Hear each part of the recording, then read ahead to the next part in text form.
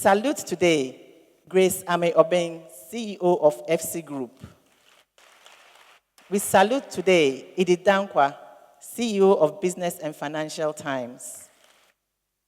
We salute today Dr. Ellen Hagan, CEO of Lene Services.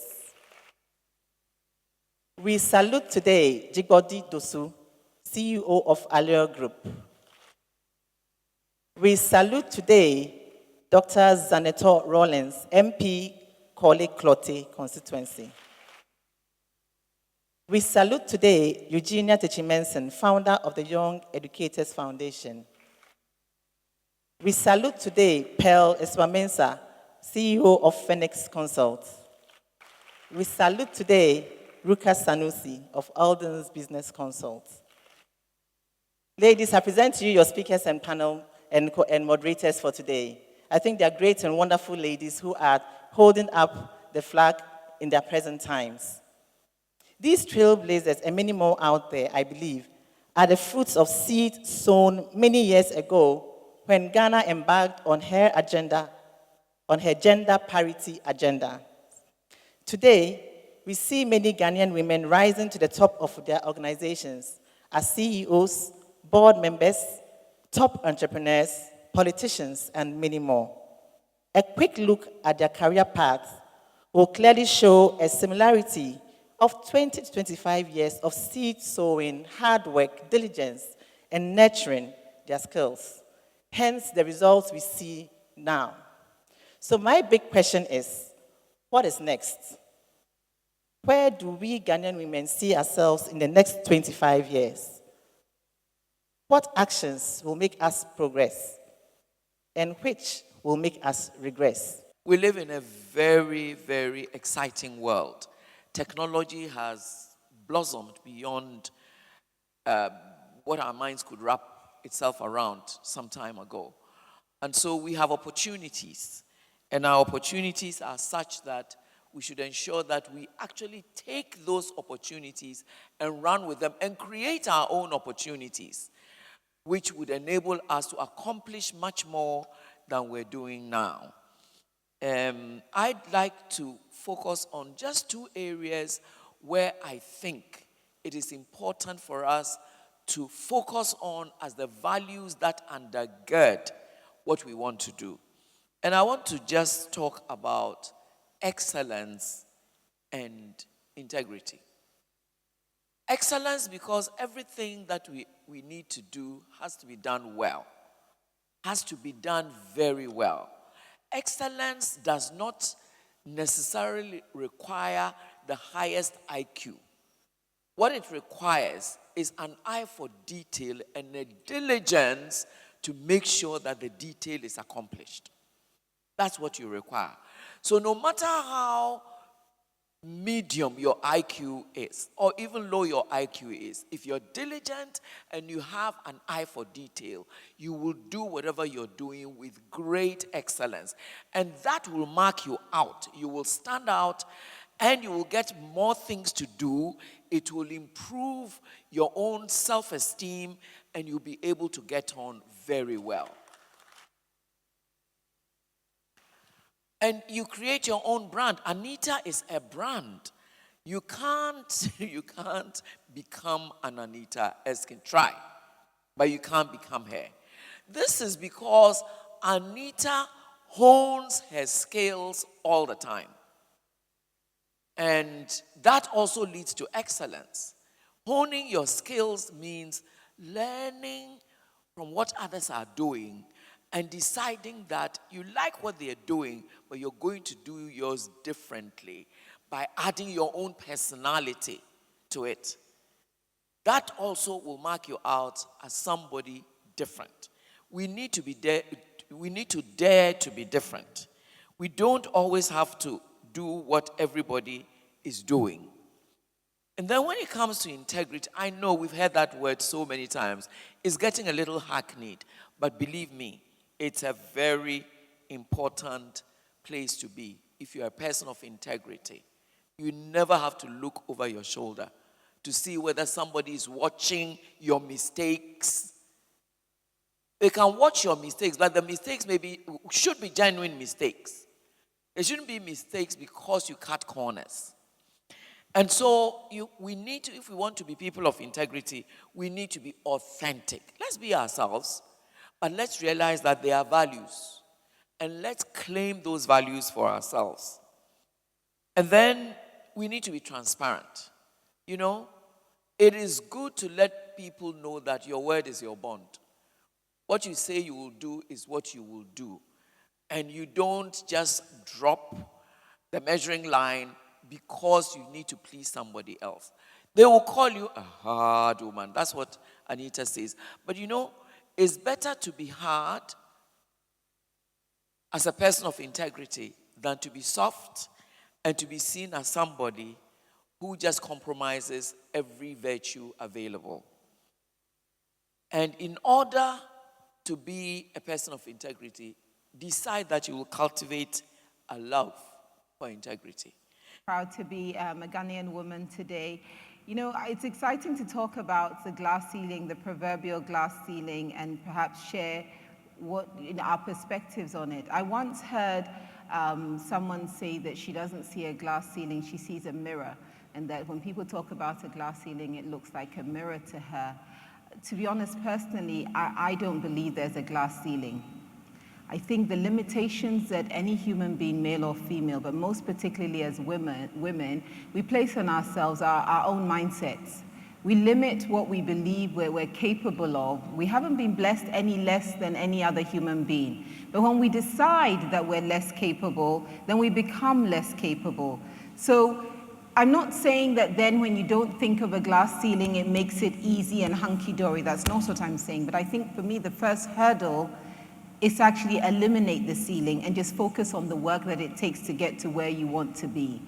I've always been ambitious about wanting to run companies, run businesses, because I believe that business can be good for our society, for our communities.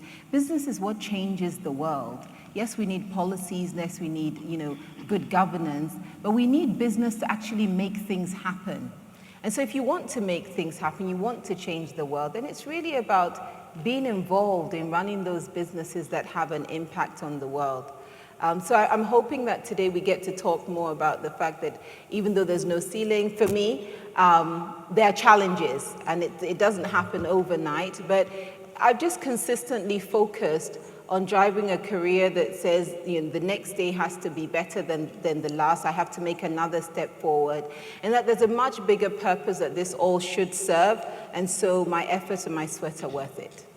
I'm just going to ask, all of you, you guys act as if there is no glass ceiling, right? Is there, in your world, is there a glass ceiling? And in their world, should there be a glass ceiling?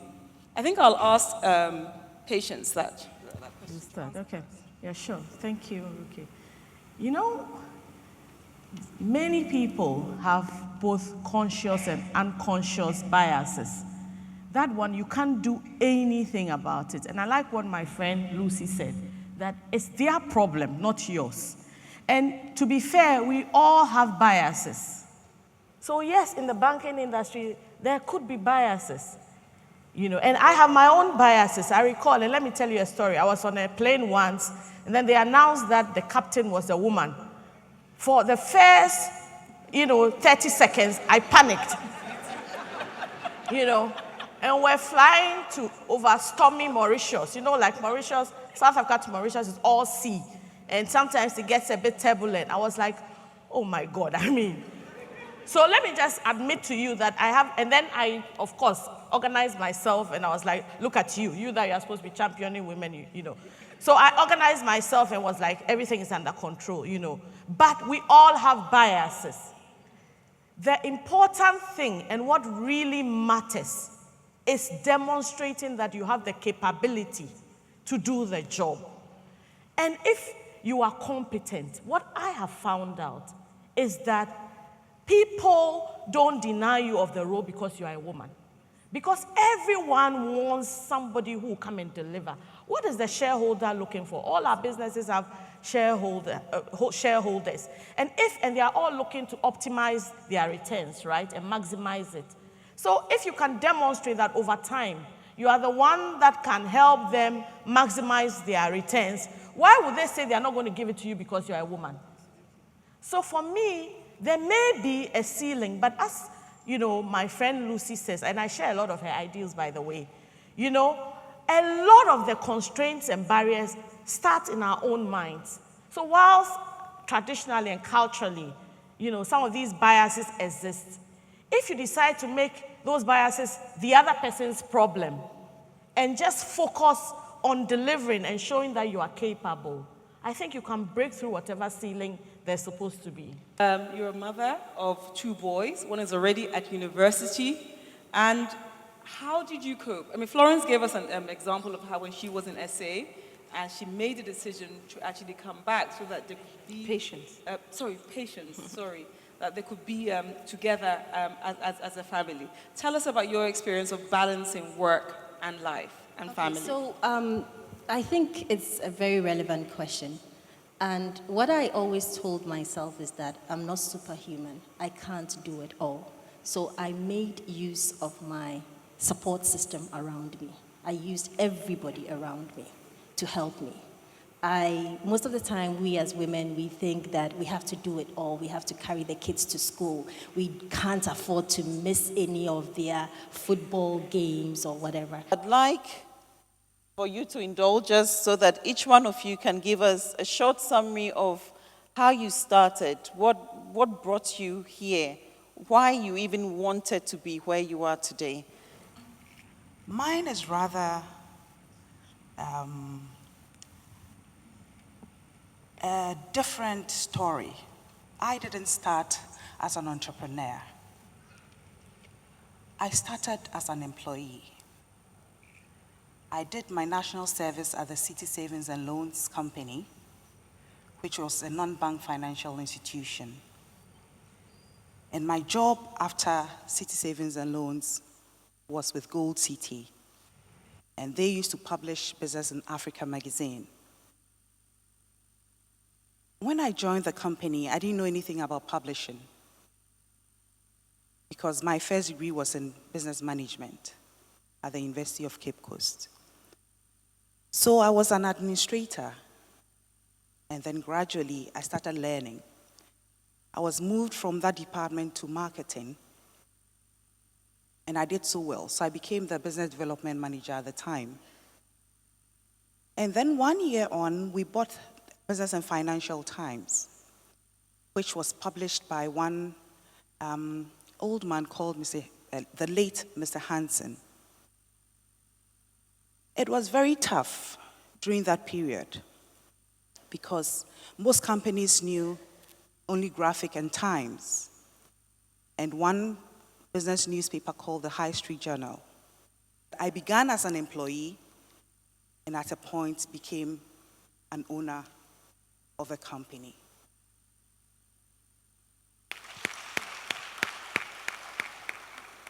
We built the brand from where it was to where it is now, that most people think that it's an international publication, but in actual fact, it's a local publication. And so I have come to believe or accept the fact that whatever you want to do, if you put in your all, you can do it and do it well. Thank you. And I would say that Reroy is a family company made out of Reggie and Roy, they're twins. And I would say that the company started out of negative. The first time is when we were building our first home. That was in the 80s. And then the cables that was actually, the house, the cables that was wired in, this gentleman who was actually supposed to look after the house went and pulled up all the cables. So I said to myself, am I going to buy a recycling? No, I'm not going to. But it has to be part of you because you should know what you want. So I went to the market. I said, this time I'm not going to buy from the market at all. I just want to import. So I started searching. And that is where I came down with the first box. Being an entrepreneur, I was smart. So I said, well, let me just import a little bit more than I need. I needed at the time for me to just sell some and then use the rest of it. Here comes. After that, the people keep calling. It's like, oh, have you got some of the cables? We need this sizes. We need that size. I said, oh, wow, what are we doing? So I said, okay. I went in another short, second tranche, and then again. And then people started calling from outside. So this time I said to myself, I'm not going to actually bring them up. I'm going to rather bring the machines. It all boils down with perseverance and determination. So I went to a fair and I brought the machines in. And I said, well, for us to start, it's not an easy thing. Here I am. I'm not an engineer, but I'm an entrepreneur. And I could smell it and see that there was something in it that is very good for this country. So am I going to sit down? Let me just take the bull by the horns, which I did. And then it came in. I said, well, after I brought the machines, let me just bring speciality on board in terms of technology transfer. So I went to the UK. I met with BICC. I had a meeting with them, and I said, yes, let me just come down with it. They said, we are prepared to support you. So first, I would say that I started off by selling, production, wholesaling, distribution, and now we are even doing the wiring ourselves. Right from raw materials. So I always say that where there is negative, there is always positive. Honestly, I wrote in my book, Why Are We Here? Asked a question, what makes people do such crazy things? And I was talking about the missionaries who came to evangelize Ghanaians and started our school, Wesley Girls. And in the ship that they sailed, they had their coffins because they knew they were coming to mosquito-infested Ghana, and their predecessors had died, some 2 weeks, some 3 weeks. So I asked myself of Miss Garnett, who was a 25-year-old lady who didn't come from a poor home, went to an Ivy League school, and she came down to Ghana and stayed here. What made her do such crazy things? Because a lot of us women have realized that when we are born as women, we have an albatross on our shoulder because we are stereotyped and we are supposed to have certain skills. So, of course, financial statements, how can women understand financial statements? Technology, it's a man's world. As for building houses, which woman builds a house in Ghana? As, what do they call it? Somebody who is actually building, what do they call them? The people who actually put blocks together, masons and contractors, artisans, you know.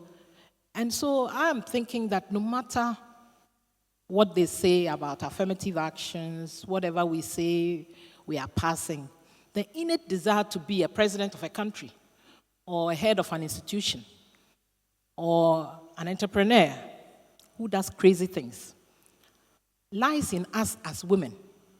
We have to decide on our self-worth and decide that we want to do something and then go ahead and do it. And after all those awards, Pearl, we realized that we are invited a lot to speak to women groups. And I saw that it could perhaps be a little too late for some of us. But for the younger ones coming, it is not too late. We can make choices. And we can sit at the table and understand that we have a purpose.